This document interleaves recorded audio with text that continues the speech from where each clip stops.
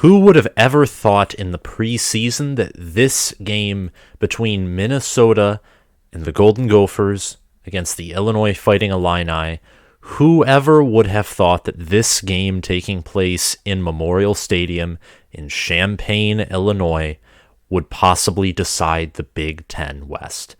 Both of these teams only have one conference loss.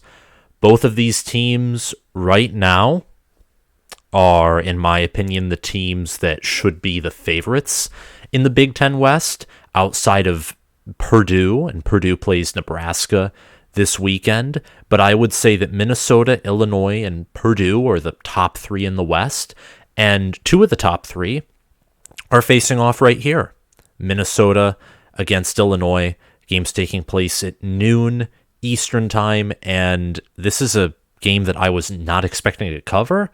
But looking at the fact that Illinois is a top 25 team, I think they are top 25 or barely top 25, and I still think Minnesota is top 25. So in my books, this is a top 25 matchup featuring two teams who have some of the best defenses in the country, both by efficiency and the fact that they only allow 8 to 9 points per game. Minnesota's offense, minus that Purdue game, and Purdue has a very underrated defense. Minus that Purdue game, Minnesota's offense has been humming all season long. Illinois' offense has not necessarily been the same, but it's been a typical Bret Bielema offense with running back Chase Brown, who we'll talk a little bit more about later, leading the nation in rushing yards with nearly 900. And Illinois has only played half of their games. They're probably going to play a 13th in which Chase Brown will be featured. Crazy. Absolutely crazy. I did not think that Chase Brown would lead the nation rushing yards or come close to that. I had him as an honorable mention, all Big Ten candidate at running back, and here we are. Tommy DeVito, he's questionable for this game, which is an interesting storyline to follow, but he's 51st in the nation in QBR. So Illinois and their offense, much better than I thought it would be, and despite the fact that they lost so many super seniors from last year, they have just seemingly reloaded. And Bret Bielema already in year 2, getting in his first recruiting class, utilizing the portal and doing all these things. He has the same amount of wins as he did last season, except 6 less losses. So I anticipate Illinois is going to go bowling. Barry Looney Jr. has done fantastic with this offense, like he did in the same regard to UTSA last year. Minnesota, Kirk Shiraka, he's also done good with his offense. Joe Rossi and Ryan Walters, good defensive coordinators. So a matchup of very underrated coaching staffs, underrated head coaches. The Big Ten West, no, I'm not going to proclaim that it is a good division. It, for now, looks to still be absolute horse crap, but that's obvious to most people. But Minnesota and Illinois, I think, is going to be a quality matchup. It's a noon game. I'm going to be watching Michigan versus Penn State, but I'm going to be watching this game at some point, watching the highlights and looking at analytics, and I will react to this game because I think for now, this game is more likely than not the game that could determine who reaches Indy.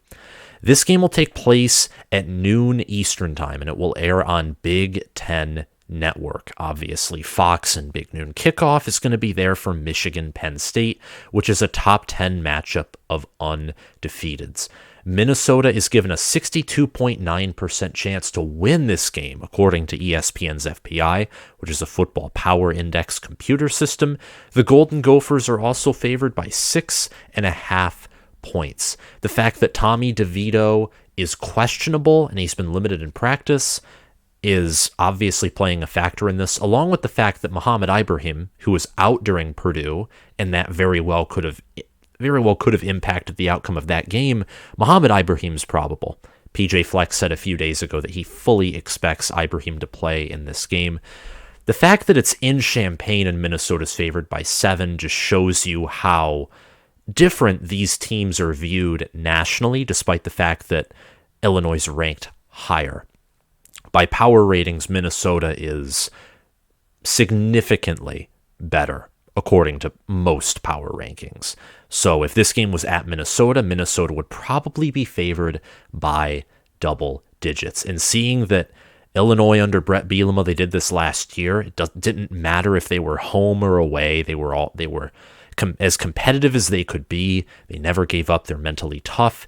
PJ Fleck teams, I think, are relatively the same. In my personal opinion, the home field advantage, it does matter a little bit, but none of these stadiums between these two teams are huge. Champaign, Illinois, and Memorial Stadium isn't particularly big either. It only has a capacity of 60,000.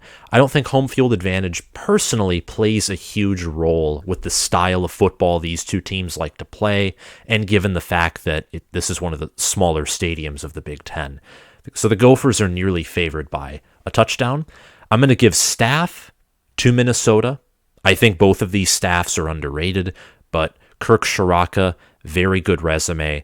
PJ Fleck has certainly had a better resume and just better proof and more consistency, more of a sample size for his tenure at Minnesota than Bret Bielema has had at Illinois. But again, these two programs, similar in overall talent, which we'll get to when we get to the game analysis, and just similar overall in their style of football. They love trench play. They love running the football, classic Big Ten West style football. At quarterback with Tanner Morgan, I'm going to have to give it to Minnesota. Absolutely going to have to give it to Minnesota there with Tanner Morgan at quarterback. 52nd QB rating, had a terrible game against Purdue, but before that he did well against Michigan State, New Mexico State, Western Illinois, did decent against Colorado, so we'll see if he can bounce back here. You also have to remember that Minnesota has Cole Kramer, who is used in certain packages to run the football, so Minnesota has depth at QB. Illinois has Tommy DeVito, who's been solid, played at about Tanner Morgan's level according to QBR, not according to passer rating, though. He has a 144 passer rating. Morgan has a 169.7. But behind DeVito is Arthur Sitkowski, who is not good whatsoever. So at quarterback, I have to give it to Minnesota. At running back, this is something I would not have said in the preseason.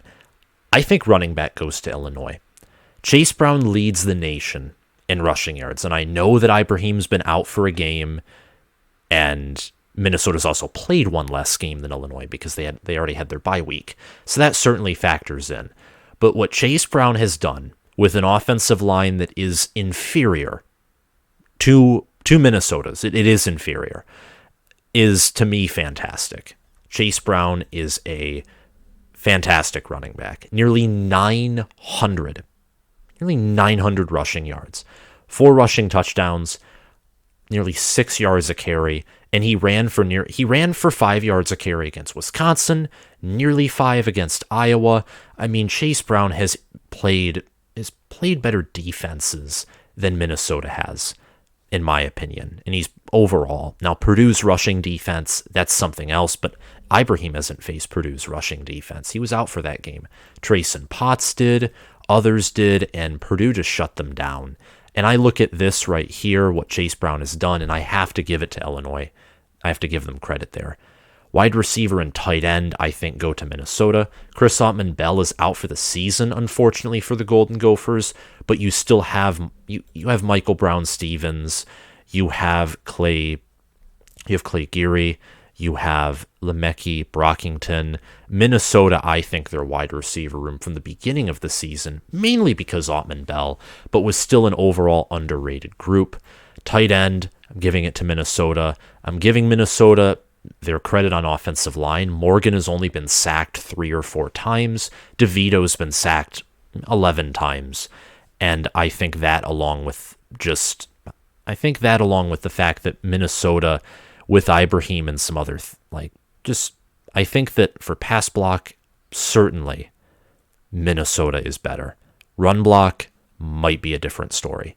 Defensive line, boy, Minnesota letting Purdue run the football and Minnesota losing a lot of starters from last season, I'm going to give credit to Illinois here for defensive line. Illinois, on the ground, only allows 67 rush yards per game. Minnesota allows 81.4. And Illinois faced Braylon Allen. I mean, Illinois' defensive line held Wisconsin to 2 rushing yards. Two rushing yards, single-digit rushing yards for a team that loves to run the football. Linebacker with Mariano Mori, I think Sarin, is his name. Maybe I got it wrong. At linebacker, I'm giving it to Minnesota. At defensive back, Tyler Nubin and Jordan Howden at safety. Oh boy, one of the best safety duos in the country. That immediately gives defensive back to Minnesota. And then special teams, got to give special teams to the Illini. Illinois is ranked number 40 in ESPN's FPI. Minnesota, by comparison, is ranked number 18. So that's where you get the fact that Illinois is at home and Minnesota is favored by nearly a touchdown. Of course, Tommy DeVito possibly not being in the game, being questionable, and Mohamed Ibrahim looking to return definitely impacts that as well. Illinois is the nation's 57th most talented team. Minnesota's the 51st most talented team. So their talent, not high by Power 5 standards at all, in the bottom half. So these teams are ridiculously efficient, too, especially the Golden Gophers. They're 11th in efficiency. The Illini are 26th. And most of these efficiencies are on defense. Most of them. You go to the Big Ten, you go to ESPN's FPI, and you look at efficiencies. Illinois has the 5th most efficient defense. Minnesota has the 3rd most efficient defense. Minnesota is the 29th most efficient offense. Illinois is the 69th most efficient offense. And in total, Minnesota's 11th in efficiency. Illinois 26th. Illinois also edges Minnesota in special teams efficiency, 77th compared to 119th in the country. So both of these teams, they do more with less. And in my opinion, both of these teams, there's aspects of them which represent what Wisconsin used to be. Wisconsin, by comparison, is 55th in efficiency, the 39th most efficient offense, the 64th most efficient defense, bottom 30 in special teams efficiency. Iowa's 50th in efficiency. They have the 6th most efficient defense, 121st most efficient offense, the 21st most efficient special teams unit. Just comparing some things here and there. And then let's just compare Purdue. Purdue's 25th in efficiency, so ahead of Illinois, but behind Minnesota. 30th in offense, 31st in defense, 68th in special teams. Purdue possibly being the most balanced team overall in the Big Ten West. But this matchup here between two ridiculously overachieving teams already, just given talent and the resources they have, and these are teams that aren't going to be regarded highly at all, even if, let's just say, one of them was going to win out or only lose one more game, which is possible for both of these teams, though unlikely, because just the state really of the entire Big Ten West. It is truly a dumpster fire. Went over that in a live, and I can't stop saying it because it's the truth. The players to watch in this game are ones that I favored on the cover. Chase Brown and Tanner Morgan. Let's talk about Chase Brown first and foremost. Chase Brown, 151 rushing attempts, 879 rushing yards, 4 touchdowns, an average of 5.8 yards per carry. He had a long of 49 this year, which was a 49-yard rushing touchdown against the Wisconsin Badgers.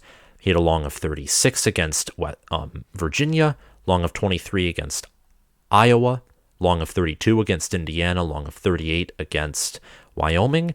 His shortest long run was, funny enough, against the University of Chattanooga.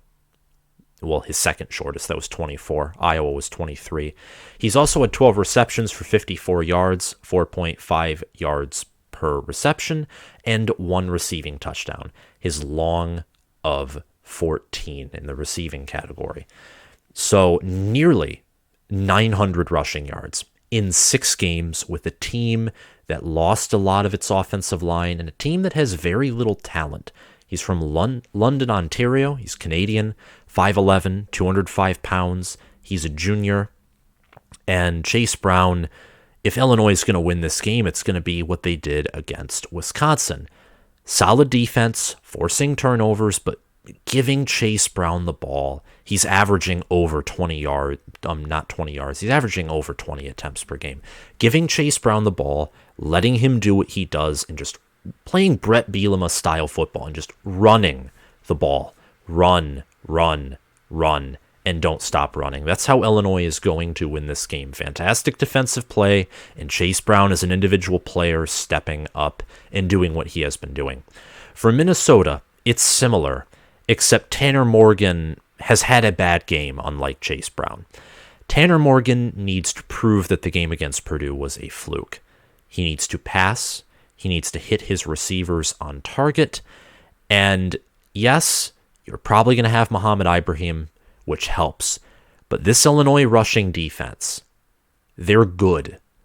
They allow less than 70 yards a game. Allow less than 70 rushing yards. Again, they held Wisconsin to 2 rushing yards. They contained Iowa's offense, which isn't saying much, but I mean, still, they did better against Iowa's offense than Michigan did, per se. Iowa's leading rusher was, I think, LaShawn Williams, 32 rushing yards. Iowa had 52 rushing yards for 1.7 yards per carry. So, running against Illinois, you're going to have to be two-dimensional. You cannot be one-dimensional with Illinois, because if you are one-dimensional and it's with the run, you're not going to get anywhere. You just won't. So Tanner Morgan's going to have an efficient game with Chris Autman-Bell out, and that was reported a few games ago, but you're not having your full health at wide receiver, which sucks. It's going to make his job harder. But hit Michael Brown-Stevens, hit some of these other receivers, test the ground with Ibrahim because he's a good running back, and Minnesota's O-line is probably better than any offensive line that Illinois has faced thus far. But I think Tanner Morgan will have to step up for Minnesota to have a solid win here. And I think that at the end of the day, more so because of Tommy DeVito's status and the fact that he was limited in practice, convinces me that Arthur Sitkowski is probably going to start, if not get at least, or maybe start initially. I don't know. I'm giving this game to Minnesota, along with the fact that Minnesota is just more efficient. They have more talent. I have more faith in, ironically, have more faith in PJ Fleck. I think that DeVito's status is huge. I think if he starts in this game, if he was for sure active, Illinois would play even closer than I have them playing, possibly win it. Illinois will certainly gain yards on the ground. That I have no doubt about. They'll probably have over 100 rushing yards because not only is Minnesota's D-line, not only do they not have the greatest amount of depth, but Chase Brown exists, and Bret Bielema, his Illinois teams, both this year and last year, had solid trench play, especially in the run block element. This is a Bret Bielema type of football game. This is the embodiment of Bret Bielema football, is this game. A game that I think is going to not even score a combined 35 total points. A game that I think will have 3 touchdowns and 4 field goals. It's a Bret Bielema type of football game. That's what I think this game is going to be. So it's going to be hard for either team to win because both of these teams are comfortable playing in this low-scoring defensive type of football game. But I think Minnesota's offense is all around superior, especially in the passing realm, and I think that's going to help them win this game. The Gophers' defense, it'll bend, but it won't break, especially, again, if Tommy DeVito's out and Sitkowski's in the game. It's going to force Illinois to be pretty one-dimensional with the run attack. And I think Minnesota, their D-line look, it has its weaknesses, but as the field shortens, there's less of a chance of big plays. The defense compresses. I think Minnesota's defense is going to stiffen up against that run, and Illinois themselves won't be able to afford to be as one-dimensional as they might want to be. Minnesota's a top 25, top 20 team. That's my opinion, even after their loss to Purdue. Because Purdue's resume, they've only lost to Syracuse, who's 5-0, top 20, and they lost to Penn State, who's 5-0 and top 10. So Purdue, their 2 losses are impressive. They almost won both of those games with Aiden O'Connell. Their offense is efficient, and their defense is scary, underrated, especially against the run. I mean, they shut down Minnesota. They shut down Penn State's run game with Nick Singleton. And they limited Sean Tucker, too. I mean, they faced great running backs. Trayson Potts is one of the better running backs in the nation. Just proves how deep Minnesota's running back room is, and Illinois is deep as well.